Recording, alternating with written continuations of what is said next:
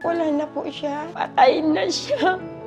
Wala na pong maghahatid sa mga anak ko na nag-aaral. Wala na silang tinatawag na papa.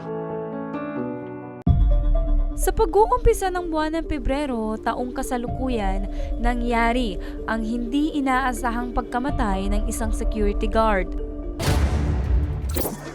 Ang dahilan, pag-aaway ng mga kabataan sa isang bar sa Dayangdang, Naga City.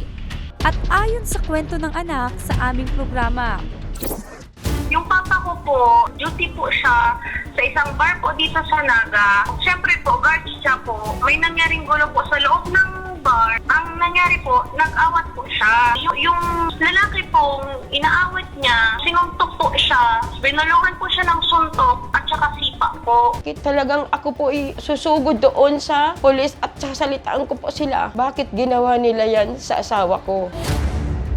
bilang aksyon ng aming programa, agad kaming pumunta sa bahay ng biktima para samahan sila sa DOLE upang maghain ng formal na reklamo laban sa Mansonic Security Agency.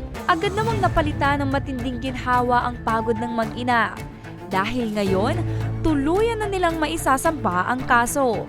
Hindi ako titigil. Gagawin namin yung lahat para maibigay namin yung dapat na hustisya para sa iyo at para sa ikakatahimik